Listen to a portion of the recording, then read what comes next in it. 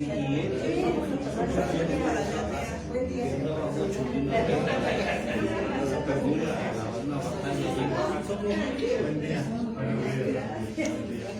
empezamos, ¿no? Hola.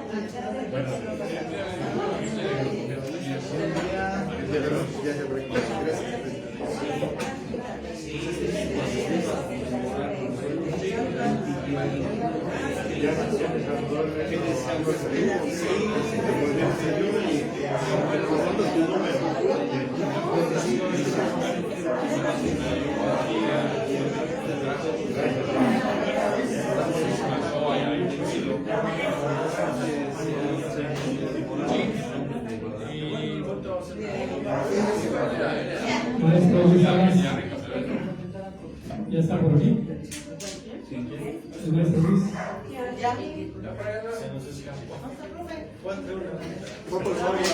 Ponte una agüita, ahorita Se puede tomar su pulque allá para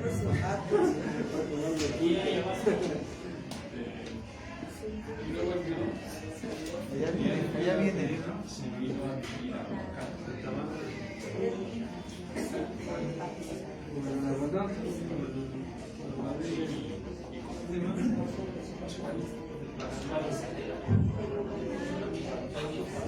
Bien, vamos dando la tercera llamada. Tercera llamada para que dé el principio a esta actividad. Vamos a recibir con un fuerte aplauso al maestro Luis, que ahora se viene haciendo madrugar.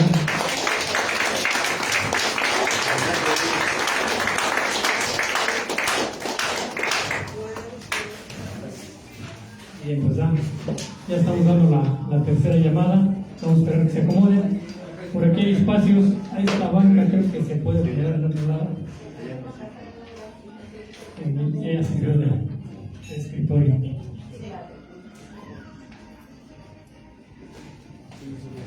Laura.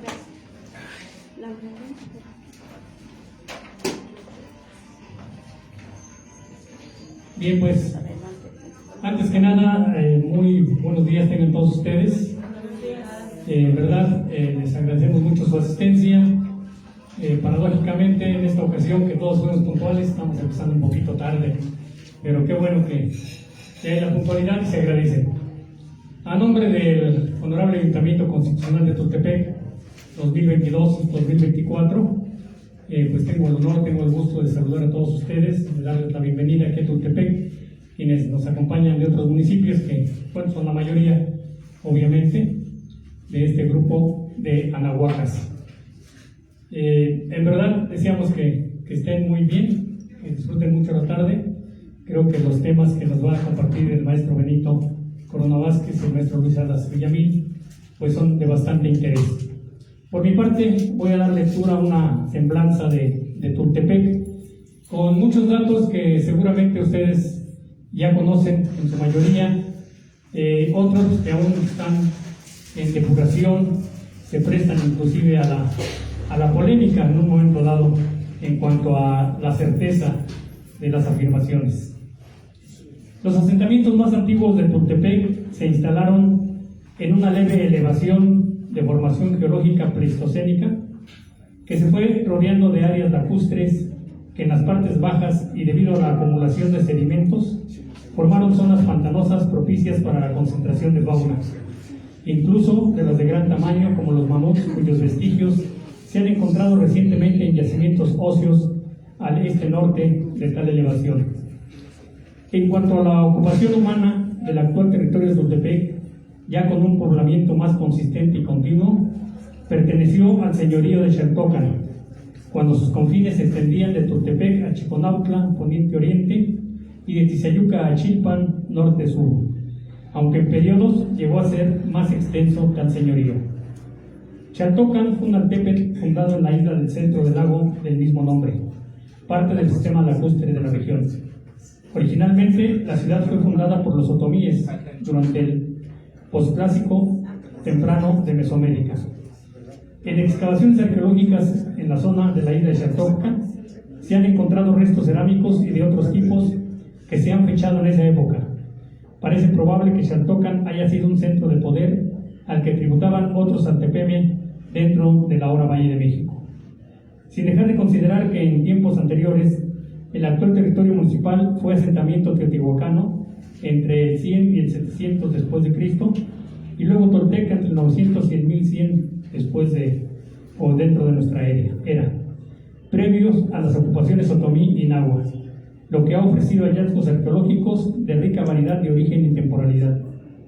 Los historiadores ubican el hecho en el siglo XIV, 1390 después de Cristo, cuando los otomíes de Xaltocan se enfrentaron en una prolongada guerra contra el Altepetl de Cuautitlán.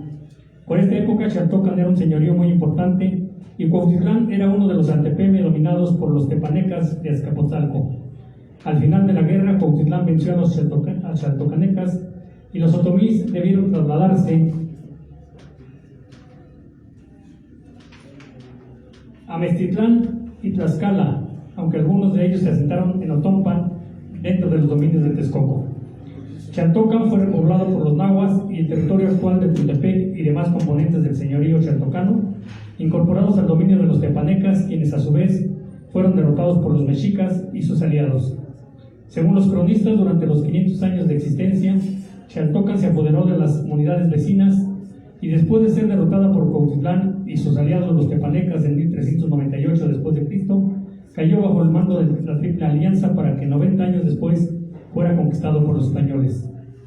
Antes, bajo el patronazgo de los mexicas, nuestros ancestros chichimecas y otomís se desplazaron de Totola a Tlachomulco, hacia las desecaciones del lado sur del Lomerío, al lugar del Tule, Etoyintepetl o Cerro del Tule. Les tocó vivir bajo el régimen de Ixcoatl y Moctezuma y Huicamina, como emperadores aztecas, quienes procuraban el tributo de sus colonias y vasallajes, permitiéndoles organizaciones sociales religiosas con mediana autonomía, con intermitente y abundante expresión. Hasta 1521, en que durante la última fase de la conquista de México, los asentamientos fueron arrasados e incendiados por el ejército de Hernán Cortés. A estos hechos y sucesivas colonizaciones precolombinas se vino a sumar la creación de las congregaciones de indios. Durante el primer siglo de su gobierno en México, los españoles mantuvieron vigorosamente una política de concentración de la población indígena en pueblos planeados. Los términos congregación, junta o reducción fueron usados indistintamente o con tenues matices cada uno para describir este proceso.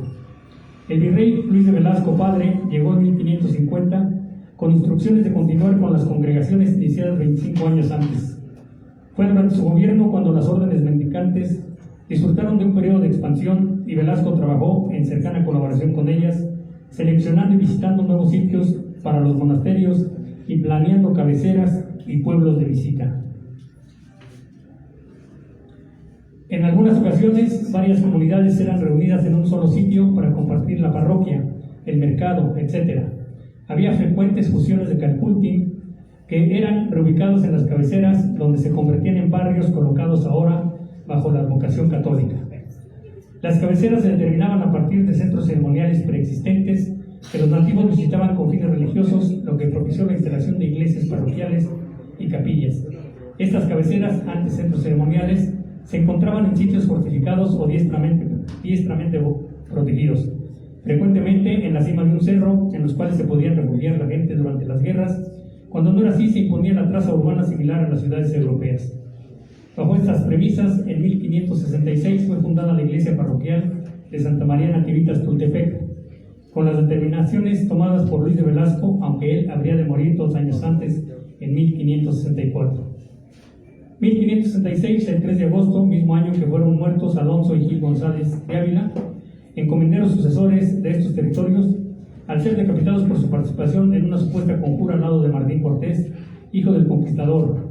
La encomienda fue suprimida y el territorio entregado a la administración directa de la corona. En 1604, el marqués de Montesclaro, don Juan Manuel de Mendoza y Luna, 10º virrey de 1603 a 1607, emite pronunciamientos sobre congregaciones en la parroquia de Santa María Nativitas Tultepec, incluyendo las siguientes comunidades: San Francisco Tlachomulco, Tenopalco, San Miguel Tlachomulco, Melchor Ocampo, San Pablo Iztatla o de las Salinas, Santiago Toyahualco, Xaltocan, Ixnáhuac, Almatenango y San Martín y la Visitación. La conformación de la cabecera de Santa María Nativitas Tultepec, aunque supeditada a Cuautitlán, pudiera ser considerada como antecedente directo de la municipalidad de Tultepec, pues reiteradamente se le fue considerando esa calidad de cabecera administrativa de las congregaciones mencionadas, aunque en textos aparecen más y luego menos comunidades. El núcleo y primer círculo de asentamientos se les mantuvo constante como territorio de esta cabecera. El 16 de marzo de 1618, don Luis de Velasco II, hijo, concedió a Santa María Nativitas Tultepec la merced de una caballería de tierra para la construcción del templo, en cuya ubicación permanece, pero con una evolución que parte de una construcción rústica y más bien precaria, hasta el monumento mayormente ejecutado durante el siglo XVIII, con terminados decimonónicos que hoy conocemos. Durante el siglo XVIII, a Tultepec se le considera capacidad de goce de personalidad política propia para el ejercicio de población, policía, buen gobierno, salud y conservación y enseñamiento de las cosas de nuestra fe católica, análogo al municipio. En 1800, inicios del siglo XIX, de acuerdo a archivos radicados en la Biblioteca del Honorable Congreso del Estado de México, ya se ventilan expedientes sobre litigios de tierras y servidumbres entre particulares y el Ayuntamiento de Tultepec, aunque es hasta el 23 de mayo de 1812, luego de la promulgación de la Constitución de Cádiz, el 19 de marzo del mismo año, cuando es expedido el decreto que señala los requisitos para la integración de ayuntamientos.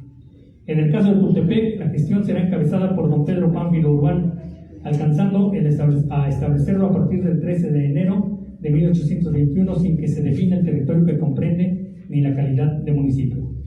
En diciembre de 1823, el Congreso Nacional aprobó el artículo constitutivo que declara al Estado de México como una de las entidades de la Federación.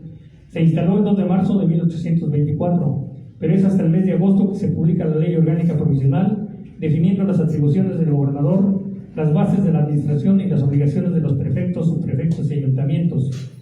Establece la organización política territorial del Estado, marcando la jurisdicción política de los partidos y los municipios.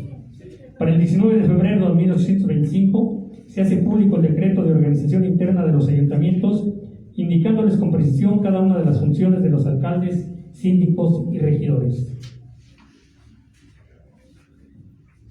En 1831 se hace la primera referencia a Tultepec como municipio en la división política del Estado de México, y será hasta 1834 que se publica el decreto 309 del Congreso del Estado de México del 20 de mayo de 1833, con la división política del Estado en 11 prefecturas, en que se señala que Tultepec pertenece a la prefectura del oeste de México y al partido de Cuautitlán, y que está integrado por la cabecera municipal Tultepec y las localidades Visitación, Tenapalco y Toyahualco únicamente.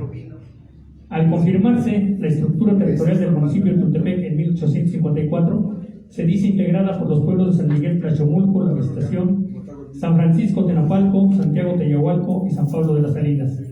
10 años más tarde, en 1864, por gestiones de sus habitantes, ante el Honorable Congreso del Estado de México, es segregado el pueblo de San Pablo de las Salinas para formar el municipio de Plutarco González, pero al fracasar este proyecto pasa a resguardo del municipio de Tultitlán, lo que será reconfirmado en 1868 en el artículo 12 del decreto número 37 del Congreso del Estado Libre y Soberano de México, que dice: es nula y de ningún valor la agregación de San Pablo de las Salinas a la municipalidad de Tultepec, y en consecuencia el mismo pueblo queda incorporado al municipio de Tultitlán.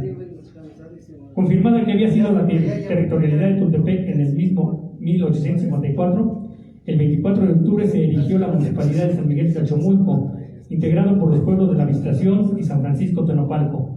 Así que históricamente los componentes del municipio de Tultepec han sido, desde ese año 1854, la cabecera municipal Santa María Tultepec y Santiago Teyahualco, entendiendo que Chiahuento y Colonia 10 de Junio son derivaciones o prolongaciones de Tultepec y Teyahualco respectivamente. Finalmente, San Miguel Tlachomulco, ya como municipalidad de San Miguel Ocampo, en sus componentes Visitación y San Francisco Tenapalco, volvieron a ser parte del territorio municipal de Tultepec por un breve lapso a partir del 16 de junio de 1899, hasta que paulatinamente se reintegraron para formar el municipio de Melchor Ocampo, Estado de México, concretándose en 1917 definitivamente su integración como municipio de Melchor Ocampo. Son los últimos 106 años en los que no ha tenido modificación del territorio municipal, siendo esta la cabecera de Santa María Tultepec o Tultepeque, Santiago Teyahualco, San Antonio Chiahuento y Colonia 10 de Junio. y solo ha padecido los inconvenientes de su indefinición de límites territoriales, aunque esto no ha inhibido la explosiva densidad habitacional y demográfica que tiene la fecha. Bueno, este es a grandes rasgos y de manera muy apresurada y apretada una semblanza del avance que ha tenido el municipio en cuanto a su formación territorial desde épocas precolombinas, ya en el periodo colonial y en épocas más recientes. Pues esa sería mi participación de esta mañana. Les agradezco su atención y vamos a escuchar al maestro Benito Corona Vázquez.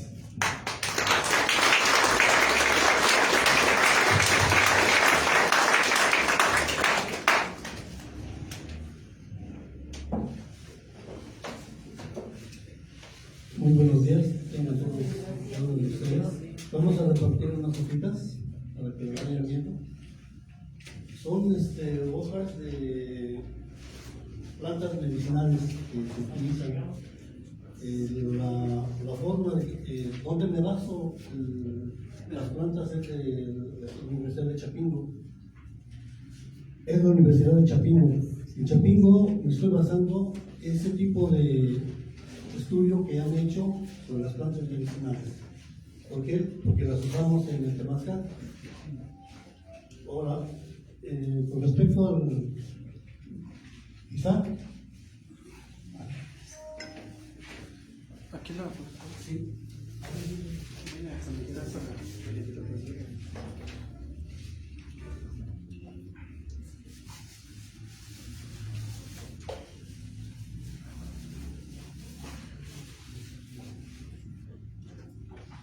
Bueno, pues sigo.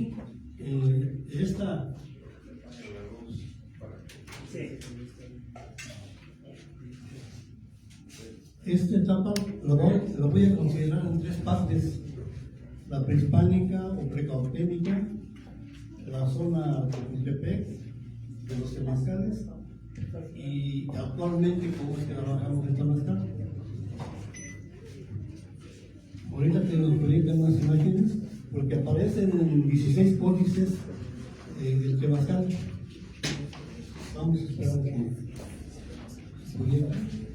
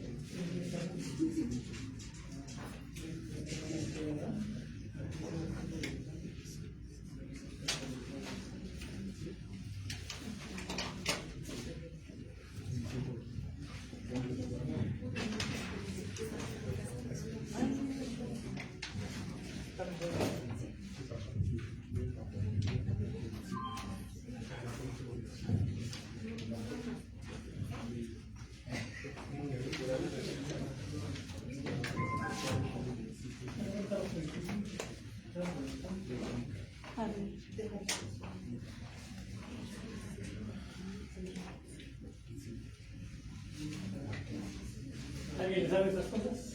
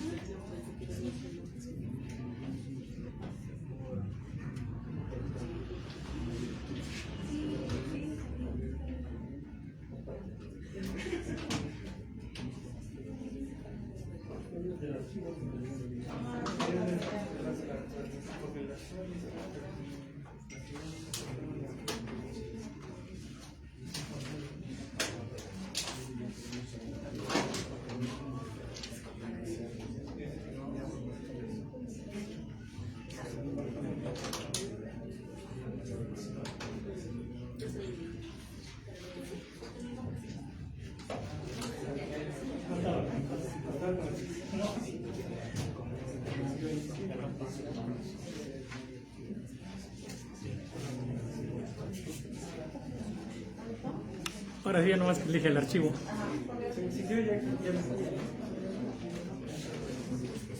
Aquí mientras jalas y te la apago.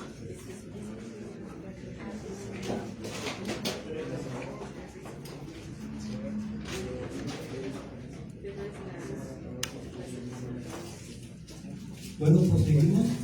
Pequeña interrupción. Vamos a ver unas láminas que nos indican los códices prehispánicos donde están las láminas que refieren al temazcal. Ven que aquí están todos los códices, son 16 códices que nos están proyectando imágenes del temazcal. Aquí vemos el códice indoponesis, y aquí lo importante de esos códices es que existen cuadrados, rectangulares y redondos.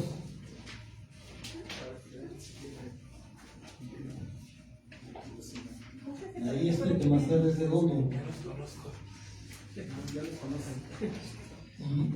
Y aquí lo importante que de esto es que en esa parte está la hornilla donde se calienta el temazcal.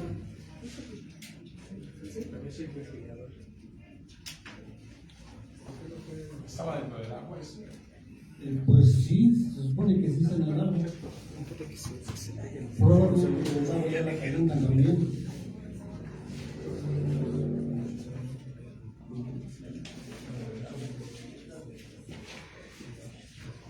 Aquí la están utilizando como un palco.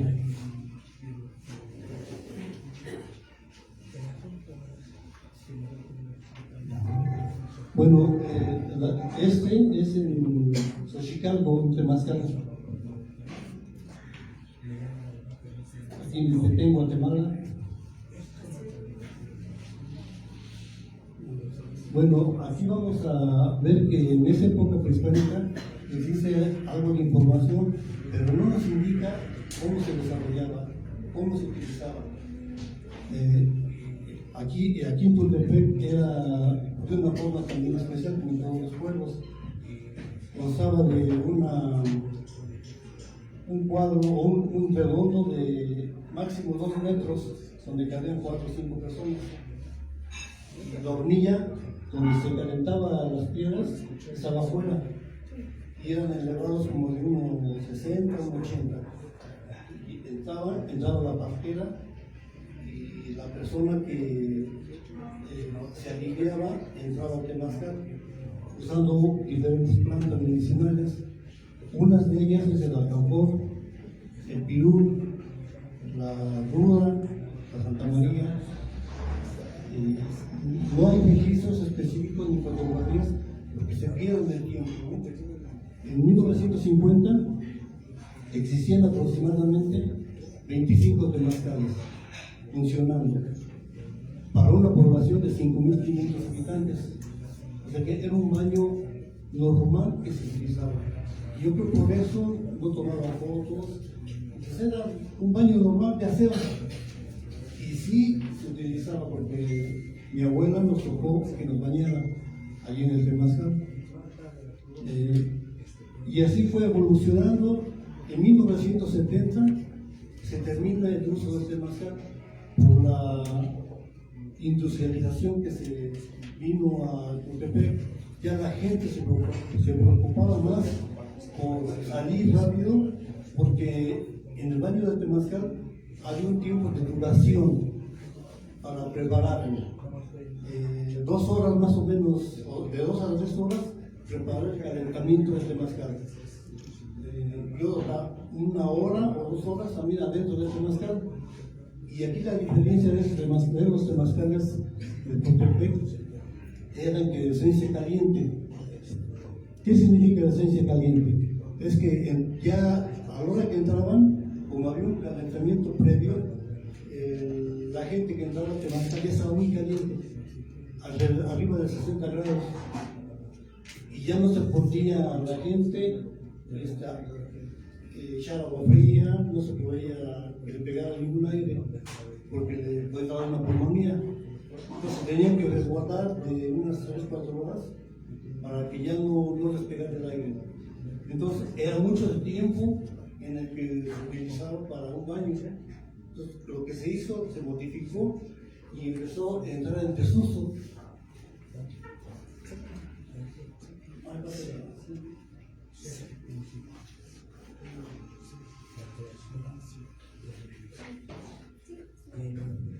Como entró en desuso el temazcal en 1970 aproximadamente, yo hice un levantamiento de las zonas donde estaban y ya la gente ya no se acordaba, ya mucha gente había muerto, los que usaban los temazcales, y dentro de esa, pero sí se logró ubicar más o menos dónde estaba la gente, dónde tenía su temazcal. Y como les digo, había alrededor de 25 temazcales funcionando. Ya se deshizo esa costumbre, se olvidó, y nosotros tenemos la suerte de volver a iniciarlo. Ya tenemos aproximadamente 19 años trabajando en temazcal, pero también nos costó el trabajo de la construcción. ¿Por qué es importante la construcción? Aquí vemos 5 puntos importantes de la construcción de un temazcal. Actualmente, antes eran de adobe, ahora pues se tiene que utilizar la piedra que estemos en la zona de cada quien. Si hay piedra, pues de piedra. Si hay adobe, pues se hace de adobe también. Nosotros lo hicimos de tabique rojo. Entonces, el primer punto dice ubicación del temazcal, en qué parte se va a construir. Si es un terreno muy grande, pues el temazcalero o el que va a hacer la siembra tiene que ver el lugar donde tenga una energía especial. Y en el segundo punto es, ya que se ubicó el lugar donde aquí va a ser, por decir, aquí va a ser, se hace un permiso a la madre tierra. ¿Y qué es ese permiso a la madre tierra? Pues llevarle ofrenda, fruta, comida, piedras, de lo que tengamos, ¿no? Lo que tengamos en la mano. Una vez que ya se hace la petición de permiso, es a los 4 rumbos, a la tierra y al universo, entonces ya está preparado el lugar para que inicie la construcción. Pero eso también tiene que llevar un sahumador, se tiene que llevar los instrumentos que tengamos a la mano. Si hay una banda de música, pues se lleva, porque es un acontecimiento muy especial para la comunidad, para nosotros de Temazcal. Y esos temazcales, bueno, luego sigue el rumbo de la puerta. El rumbo de la puerta quiere decir dónde va a estar ubicada la entrada principal, porque también trabajamos el oriente, norte, poniente, sur, y dependiendo de esa ubicación es la energía que vamos a utilizar. Si lo ponemos la puerta al oriente, que es este lado, como está aquí, vamos a trabajar la inteligencia, porque Quetzalcóatl es la inteligencia. Si lo ponemos al norte, vamos a trabajar la energía del Mictlán, del reposo, que podríamos decirlo que de la muerte, ¿no? Pero es el cambio constante que hay. Ese es el rumbo del norte. El rumbo seguiría el poniente con el sur que es la fuerza de la voluntad, que también nos da mucha fuerza. La gente que entra a cada uno de los temazcales va a tener mucha fuerza de voluntad para hacer las cosas. Y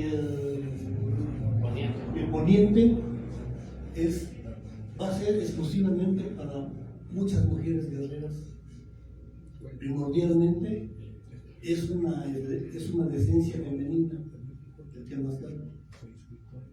El norte es esencia masculina, el oriente igual femenina y masculina, y el sur masculina y femenina también. Pero exclusivamente en el norte, el poniente es de esencia femenina. Una pregunta, antes en su construcción, ¿se hacían diferentes temazcales con una sola entrada o compartían entradas? Pues debe ser con diferente entrada, porque no podemos, no se puede, No puede estar descubierto. no puede estar descubierto. Una sola entrada.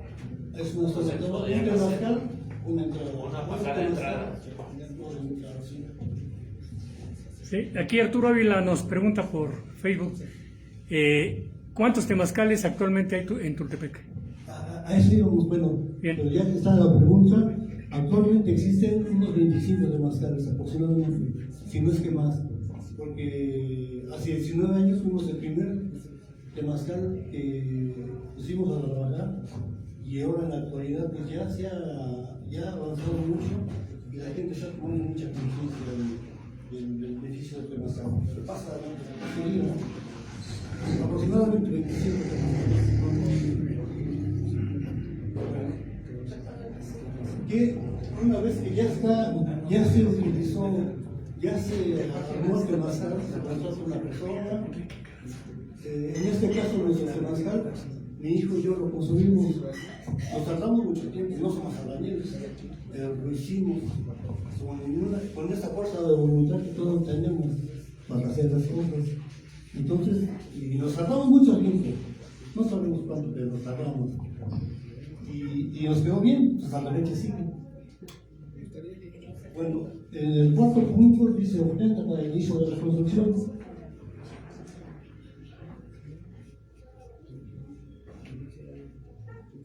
Igualmente, cuando ya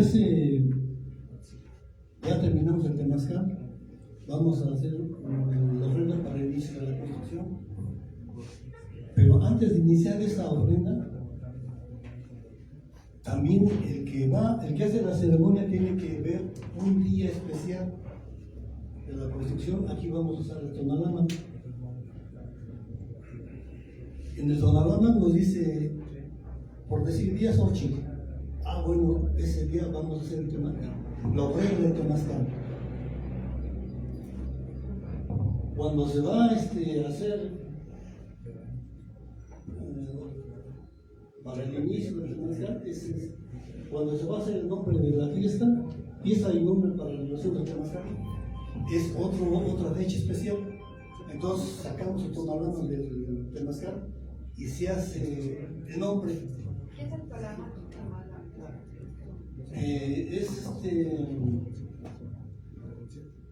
El mesa de Nahuatl constaba de 20 días, pero de esos 20 días había 20 símbolos, y de esos 20 símbolos, cada símbolo de los 20 días tenía una energía.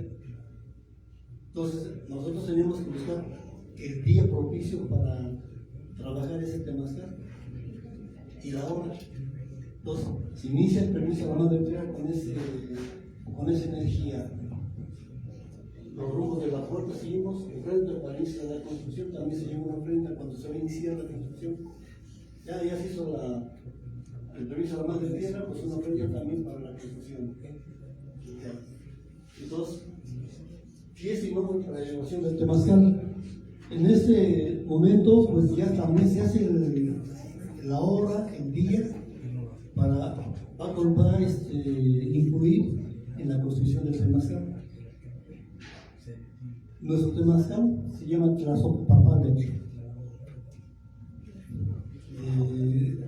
y significa Tlazoctla, amor, Papalot, mariposa. Entonces ya lo unimos esos términos, quiere decir mariposa del amor, o del cambio. Entonces esa es más esencia femenina, pero también funciona para hombres, ¿no? Nada más que es más que el mínimo del temazcal. Y la gente, y llega más gente femenina a esos temazcales. Bueno, entonces, en el quinto punto, pues ya tenemos que avisar a la comunidad que se va a inaugurar el temazcal. Es una fiesta, ya se le puso nombre, es nuestro bebé que van a hacer. Y es la casa de sanación que vamos a tener para la comunidad. Se hace comida, se hace danza, y se invita a la comunidad, y ya se hace, y se da inicio al encendido del temazcal. Encendido, calentamiento de piedras.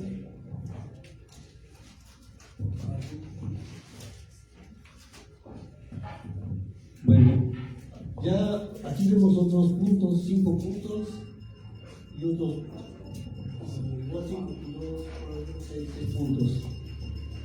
Bueno, hasta aquí todo está bien. ¿Sí? ¿Cómo se trabaja o funcionamiento del temazcal? Hornilla y piedras.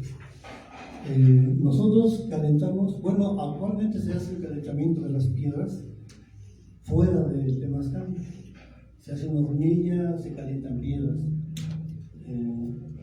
Nosotros aprendimos a calentar 52 piedras, hacerlo de 4 puertas o 4 movimientos. Y trabajamos como 4 años así, pero después vimos que era diferente, que era mucho, que teníamos que hacer nuestra propia forma. Y nosotros pusimos 46 piedras, 2 puertas. ¿Por qué 46 piedras?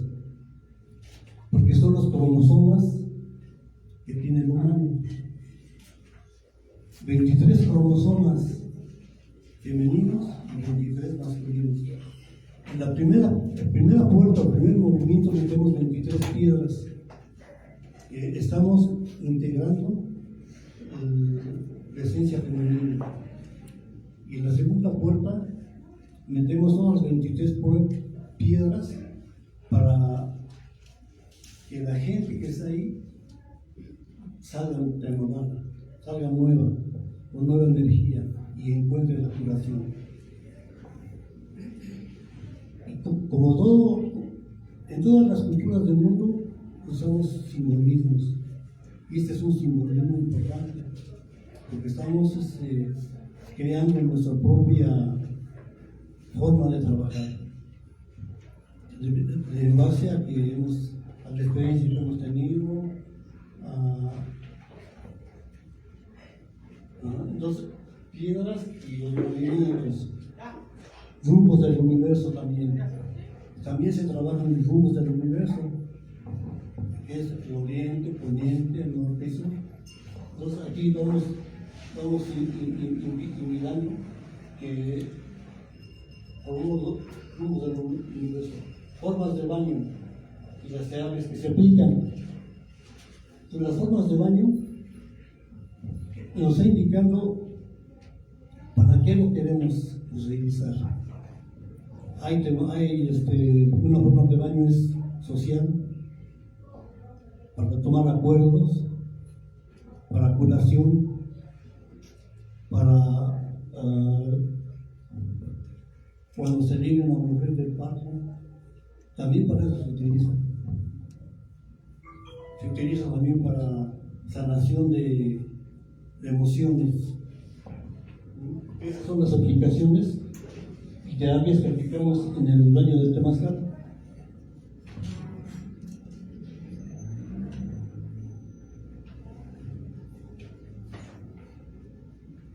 ¿Hasta aquí estamos bien? ¿Alguna pregunta? Bueno, seguimos. Ya una vez que estamos adentro del temazcal, vamos a tener que aplicar 6 terapias. Termoterapia a base de calor, hidroterapia con base de agua, fitoterapia, psicoterapia, aromaterapia, cantoterapia o canto fluido. Entonces, como vemos, hace 70 años, en 1950,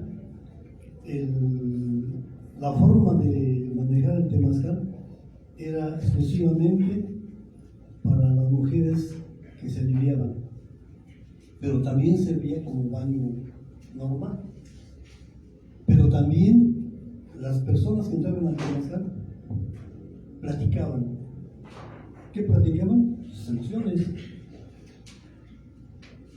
No se hacían cantos, pero sí sabían que tenían que platicar. No sabemos exactamente qué platicaban, ¿no? Porque eran mujeres. ¿Qué podía platicar una mujer con una persona que le estaba dando ese baño de temazcal? Pues cosas que fueran comunes para ellas.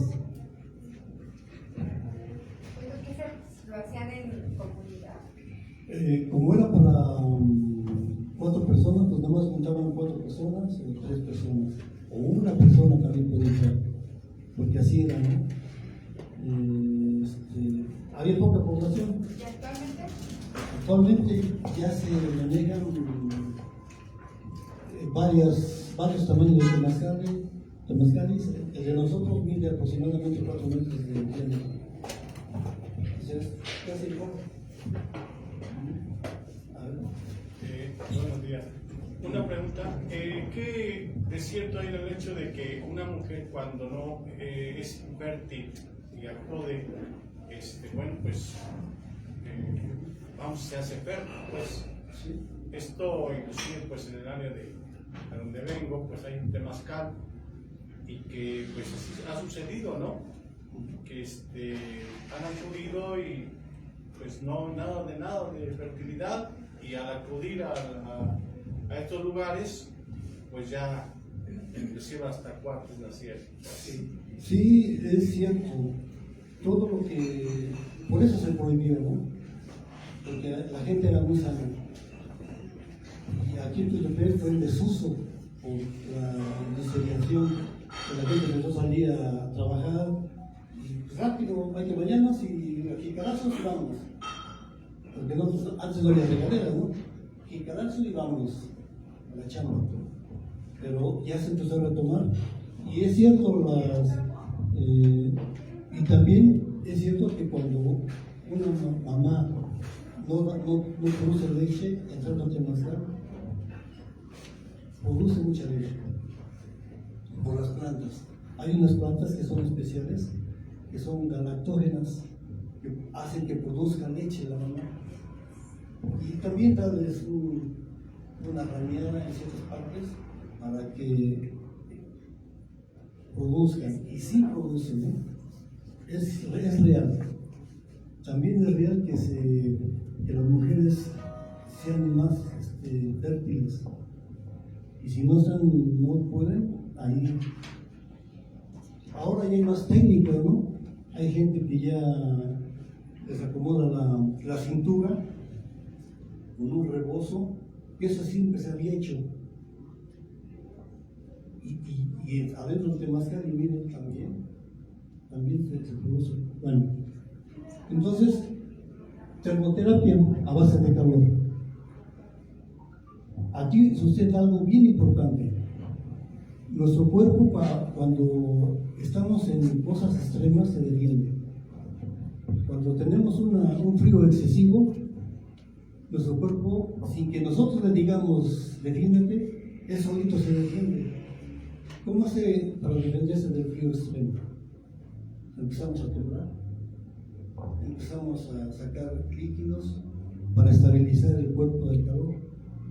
El cuerpo no quiere morir, entonces al sacar líquidos y al temblar está produciendo calor. Ahí lo mantiene. Entonces no debe de bajar de 37 grados, lo mantiene. Al caso contrario, cuando hay un calor extremo, nuestro cuerpo se defiende también, empieza a producir sudor y agua, ¿no? Vamos a tomar agua porque hay mucha temperatura y nuestro cuerpo no puede pasar arriba de 38 grados.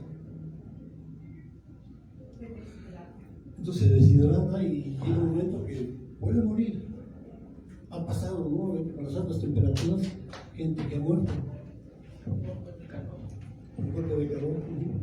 Entonces, y aquí pasa algo bien importante en nuestro cuerpo. Al exceso de calor, al exceso de temperatura, nuestro corazón y nuestras venas, las venas se dilatan y el corazón empieza a bombear más fuerte la sangre. Y empieza a circular la sangre por todo nuestro cuerpo. ¿Y qué pasa en este fenómeno? Este es el fenómeno que nos da la curación. Nos saca todas las toxinas que tengamos de nuestro cuerpo y salen. Probablemente sí lo deberían de haber sabido nuestros antiguos pueblos, hace 1000 años, 2000 años, y como vimos unas imágenes, ya lo sabían, pero no hay información y se está descubriendo actualmente qué es lo que está funcionando. ¿Cómo está funcionando el cambio en nuestro cuerpo? Entonces, al dilatarse las venas, nuestro corazón en primer momento empieza a bombear muy fuerte. Y hay gente que ha sentido palpitaciones muy fuertes en el corazón y después baja, empieza. Es como una atleta. El corazón empieza a trabajar menos. Entonces, en ese momento, las toxinas de nuestro cuerpo empiezan a salir y ahí está la curación. A mayor temperatura, mayor curación. La cura también. Hidroterapia, estamos manejando la hidroterapia. Yo creo que en los 70 también desapareció porque se empezaron a usar los vapores en el nivel sociedad y la gente empezó a utilizar este tipo de sudoración. Mucha gente que era ejecutiva tenía sus clubes y iban precisamente al vapor, a sudar y a platicar del comercio, de las novedades, de las noticias. Yo creo que eso fue también parte de lo que había desaparecido. La fitoterapia, el trabajo de las plantas. Por eso hay ninguna listita de los usos de plantas medicinales. Y esas plantas medicinales están sustentadas en la Universidad de Chapingo. Yo no hice la investigación, ¿no? Pues ellos esta institución que nos las daban, lléveselas. Y sí, y se utilizan y funcionan.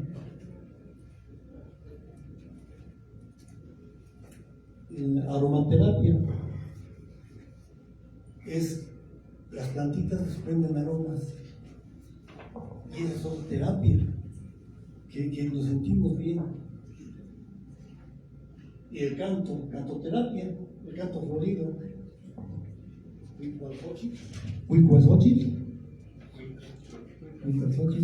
canto florido. Entonces, en el canto es bien importante que también cantemos cuando vayamos a un temazcal, porque nos conecta con la divinidad. No quiero decir con la divinidad nos conecta, porque es importante. El mismo temazcal nos conecta con la divinidad, porque hay gente que empieza a ver cosas. En un inicio empezamos a ver colores, y ya después más y más y más cosas. Pero no será porque lo están deshidratando y se ve así. Pues es una... Como usar los enervantes, ¿no? Recordemos a María Sabina. Pues, hay lugares que sí lo hacen, ¿no? Pero yo no, nosotros no lo hacemos. No digo, pero en general se usa esa técnica. Pero aún no usándolos en los temazcales, llegamos a esos planes de conexión con la divinidad. Nada más es cuestión de que nosotros estemos abiertos o tengamos la apertura para empezar a entablar esas conexiones. Una pregunta. ¿Vale? En el inciso E y F, el E va acompañado del F, porque ponen música de fondo. Eso hace que se relaje uno más, Sí. tanto hombres como mujeres. Sí. Por eso muchas veces en los terapeutas ponen música relajante. ¿Para qué? Para que entremos en ese ambiente, estemos relajados. Entonces, aquí como vemos, todas esas terapias las estamos utilizando ya. Antes no se sabía, pero ahora como ha habido más, sí se sabía, pero no lo expresaban, porque se bañaban y estaban bien, estaban sanos. Más que ahora ya hay más avances y ya hacemos todo esto. ¿Todo eso está dentro de una sola sesión o es...? Dentro de una sola sesión. En una sola sesión estamos integrando las formas de baño, ¿no? Las seis terapias que están ahí. ¿Cuánto dura? Entonces es variable. Hay veces 1 hora, hay veces 2 horas, hay veces 3 horas. Depende de la dinámica del grupo. ¿Aproximadamente de cuánto se compone el grupo que entra al temazcal? Pues caben hasta 20, 25 personas. Pero si llegan 10, pues 10. Si llegan 12, 12, los que sean. ¿Tiene algún costo? Sí. Pues estamos cobrando 120 y también damos terapias aparte adicionales. Se dan masajes. En este caso, yo estoy dando el pablo magnético, que es el manejo de los imanes. Y es una terapia muy, muy importante. Tiene apenas unos 30, 40 años y un mexicano lo desarrolló. ¿Ese tiene un costo aparte? ¿Mande? ¿Tiene un costo aparte? Ah, ese sí, aparte. No, ese ya es cosita, porque en el temazcal no se puede. Como estamos enfocados en dinámica, el encendido estamos de 2 a 3 horas. Y estamos ahí trabajando el encendido, y después la terapia del temazcal, y esperando a que salga la gente, ¿no? No hay servicio de barrio. No. Buena idea.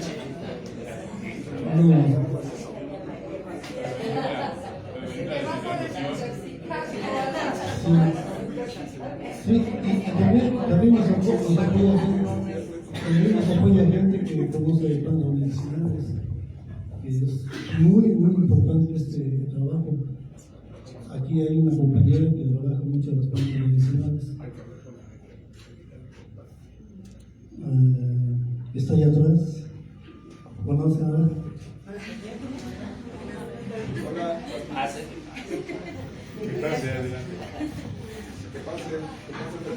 Bueno, y también ya terminé de la práctica, ¿no? De la sesión, pero también quiero hacer una pequeña información, ¿no? Aquí como ayudé es la que sabe de plantas medicinales. Para hacer. Bravo.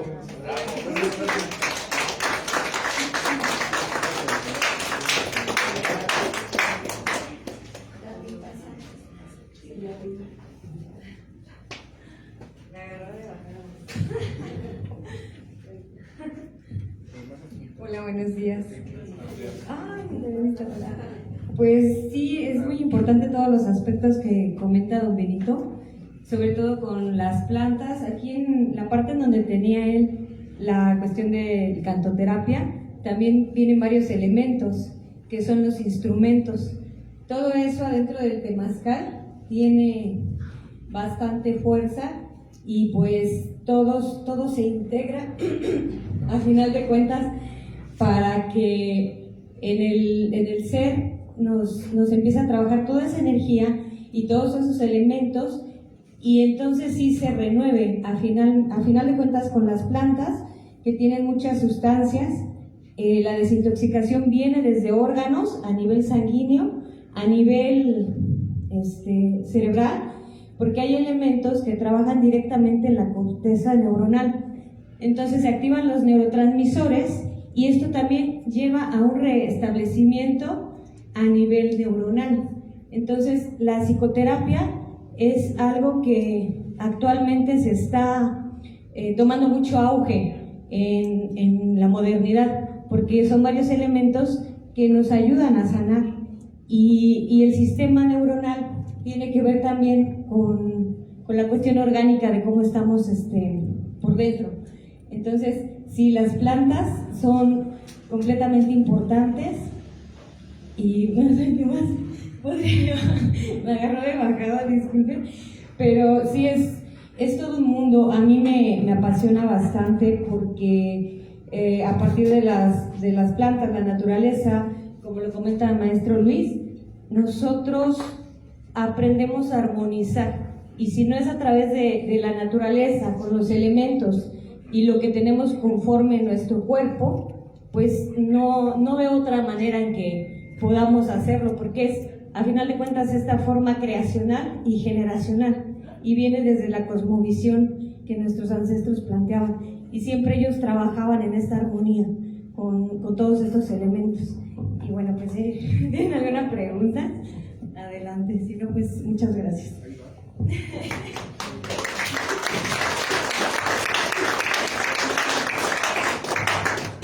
Bueno, también abusando de su comprensión, quisiera presentar a Isa Alberto Corona Vázquez, que es mi hijo, quien está próximo a titularse de doctor por parte de la Universidad Autónoma de México.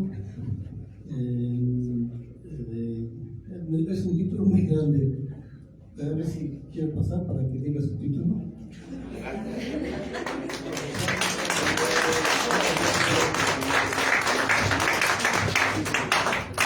Hola, pues mi nombre es Isa y estoy estudiando el doctorado en filosofía en la UNAM.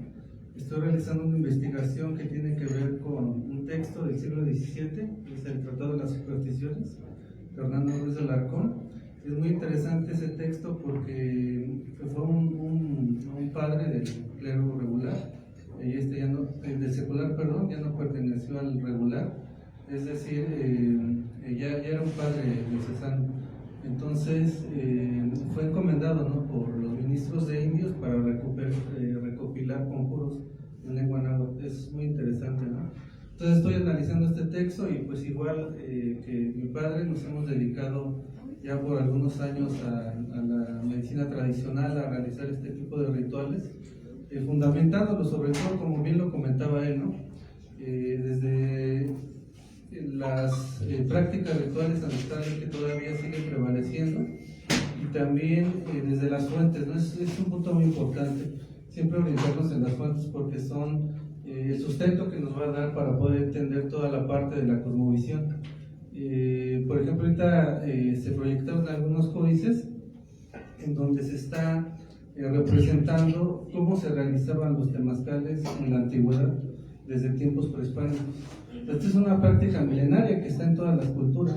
O sea, prácticamente el uso de la terapia con el calor ha sido una forma milenaria que han ocupado todas las culturas del mundo. Están los chinos también con baños de vapor, está también en las culturas del norte, ¿no?, con los baños sauna. Entonces prácticamente en todas las culturas antiguas se ha realizado este tipo de sanaciones con el vapor, ¿no?, con las piedras, con las plantas medicinales. Pero aquí en Mesoamérica hay un punto muy importante porque se desarrolló, a mi juicio creo que se desarrolló más la parte de la medicina, como lo compartía, ¿no?, el maestro Benito.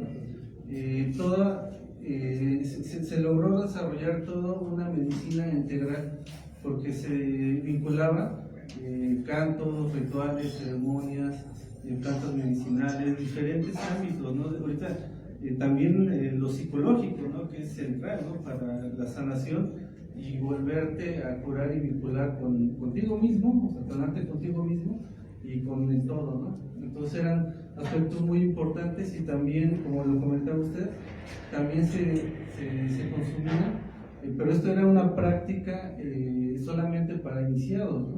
O sea, nosotros ahorita creemos que para consumir una planta sagrada o un enteógeno debes de estar preparado. Desafortunadamente ahorita pues ya se hace para sacar dinero, ¿no? Esa es una realidad, ¿no? Cuando antiguamente, y todavía en los pueblos, se sigue teniendo mucha precaución en quién sí lo puede hacer y quién no lo puede hacer.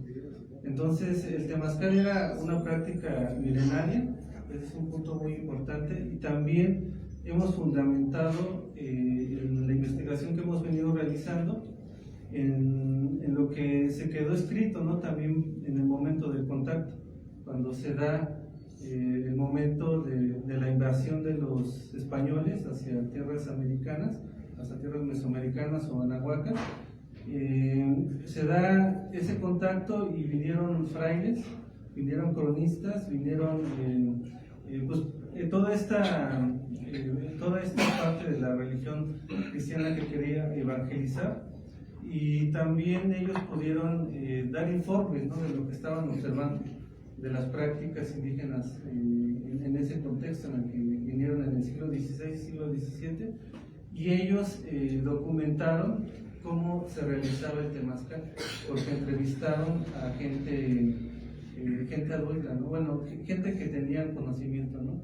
Los informantes, pues obviamente no soltaron toda la información, solamente se dijo una parte, y por eso es tan importante la investigación que está haciendo don Benito, porque él ha querido recuperar en ese recorrido histórico cómo se ha venido desarrollando el temazcal desde los tiempos prehispánicos hasta la actualidad. Y ahorita en la actualidad pues es muy importante ver cómo todo ha evolucionado, todo ha cambiado. O sea, las prácticas que se hacían antiguamente ya se modificaron bastante a lo que se hacía en la antigüedad.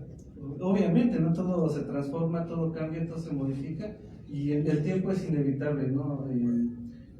Quererlo capturar, porque siempre está en una constante transformación, y el temazcal ha sido una de sus consecuencias que tiene todo en la cultura, transformaciones, ¿no?, que ha tenido modificaciones, pero no obstante, nos ha interesado mucho a nosotros tratar de querer volver a rescatar, o más bien que rescatar sería volver a querer entender los simbolismos que se realizaban en la antigüedad, tratarlos de actualizar, porque ahorita lo actualizamos todo, ¿no? O sea, los símbolos se actualizan, se vuelven a vivir, y tratamos de hacerlo con la mayor seriedad, ¿no?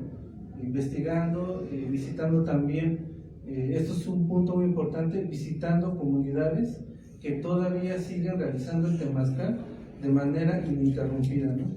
¿Qué quiere decir esto? Que en México hay gran cantidad de pueblos, en Puebla, en Tlaxcala, aquí mismo en el Estado de México. Hay muchísimos pueblos en donde todavía de manera tradicional se ha seguido realizando el temazcal de manera tradicional, y esas es la fuente viviente que a nosotros también nos han enriquecido mucho, ¿no?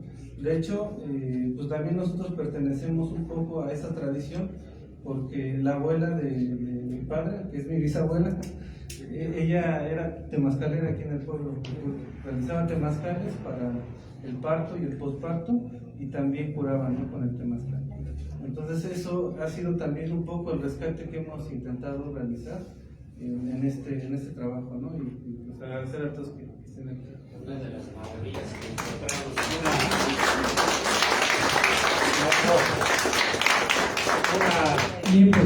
Una observación nada más. De las cuatro culturas madres del desarrollo en el mundo, que fue la sumeria, la egipcia, la china y la náhuatl, son las 4 culturas madres. Y nosotros que vivimos aquí somos descendientes de esa gran cultura náhuatl. Cuando los ibéricos nos conquistaron a sangre y fuego, teníamos más avances en la medicina, en las ciencias de astronomía y demás, en la arquitectura. Entonces, somos afortunados que somos descendientes de esa cultura, de esa gran cultura con fisonomía propia que es la náhuatl. Gracias. Bueno, yo quisiera agregar algo más, ¿no? Por último, hay un mensaje que nos dejó Cuauhtémoc, el último mensaje de Cuauhtémoc. No lo voy a leer todo, ¿no? Pero al final de cuentas, él dice que algún día lo verá Villa del Sol. Algún día lo que no se hacía, se tenía que volver a hacer. Entonces, esos momentos están llegando. ¿Por qué? Porque el conocimiento se está compartiendo, que es lo importante, compartir. Entonces, desde ese punto de vista, yo pienso que el verdadero mandato de Cuauhtémoc era que teníamos que salir a dar ese conocimiento. Los que se han dedicado aquí, como el maestro Luis, que es un respeto para nosotros, que toda su vida ha dedicado a la cultura anahuaca y que tiene sus frutos. Yo soy un fruto de él, porque aprendí mucho con el maestro Luciano también y con otros maestros que he tenido. Entonces, de ahí es un agradecimiento profundo, maestro Luis, por toda la enseñanza que nos ha dado. Y no me queda más que darle otro aplauso al maestro Luis.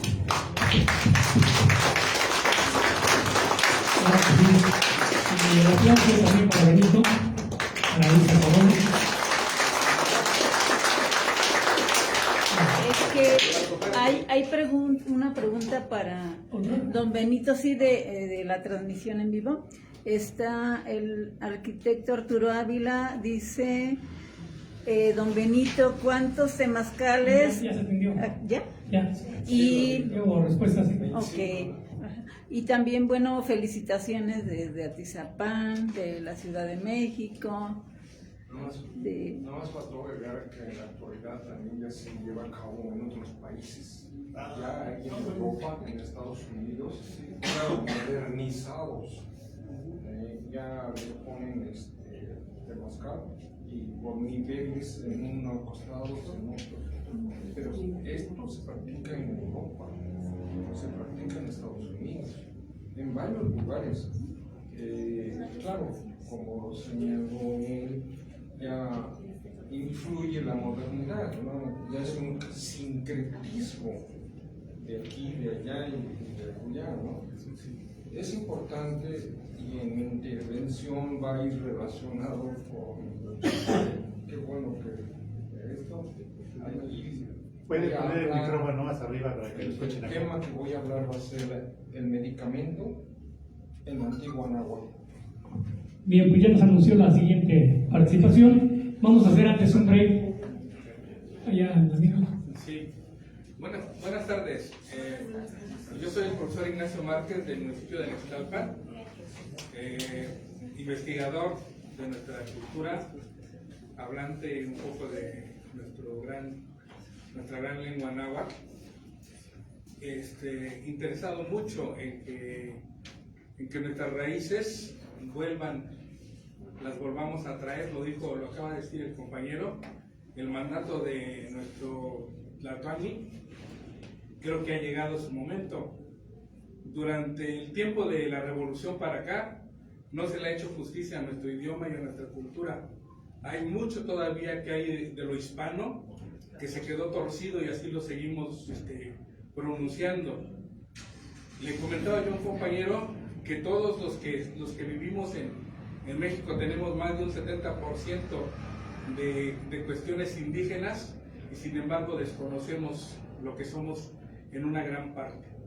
Yo creo que llegó el momento con esta cuarta transformación y ahí es donde tenemos que hacer nosotros nuestro trabajo, la gente que nos interesa la cultura antigua, que amamos a nuestra patria, porque nuestro color lo dice, de presionar para que el náhuatl, eso lo intentó hacer creo Marcelo Ebrard cuando estuvo en la Ciudad de México gobernando, que se enseñara el idioma náhuatl como segunda lengua. No se pudo, tenemos que presionar, porque más hay personas que dicen, es que es mejor que aprendan inglés. Primero necesitan saber por qué dicen chocolate, por qué dicen petate, por qué dicen muchas palabras que todavía pronunciamos y que sin embargo se desconoce su raíz, su etimología. Yo celebro esto, creo y le decía al compañero, nosotros estamos ya pugnando porque se hagan ya pequeñas comunidades de hablantes con los principales elementos como son el saludo, las gracias, las cosas cotidianas que se manejaban en nuestro Anáhuac, y que eso pueda permitir que a lo mejor en un lapso de unos 5 años otras gentes ya prosigan este trabajo y en verdad tengamos comunidades donde se haya rescatado el idioma náhuatl. No olvidemos que toda esta región que está cercana a Tepozotlán, donde se partió a la supuesta evangelización, que solamente lo que hizo fue negar nuestra cultura y destruirla. Tenemos que partir de aquí y volverla a hacer resurgir. Muchas gracias. Bien, oportuno el comentario del amigo de Jactoca, de Altenco. Nextlalpan, bueno, es la región. Somos lo mismo todos, al final de cuentas. Bien, bienvenido. Vamos a hacer un pequeño receso. Posteriormente damos principio con la plática del maestro Luis respecto a la medicina en el Anáhuac. Por último, hay que tomar en cuenta que la cultura de Anáhuac es desde los grandes lagos de Michigan. Michigan es una palabra náhuatl, hasta Nicaragua. Fue el área longitudinal donde se extendió la cultura náhuatl. Bien, va a haber degustación de pulque aquí con el amigo que nos guste un poco visita de de pulque. Puerto Victoria. Va a haber una pequeña botana, posteriormente será La jarra es de Catepec, de Guadalupe Victoria, y el pulque es de Tultepec. ¿Sí? El pulque es de Tultepec. Sí. Quien guste un poquito de pulque, no es mucho. ¿Hay que ir allá ustedes? Vamos a unos comerciales. Si quiere.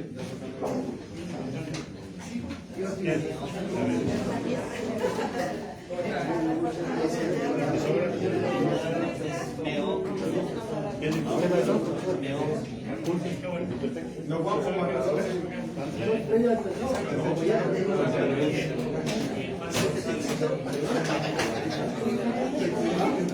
¿Alguien quiere pulque?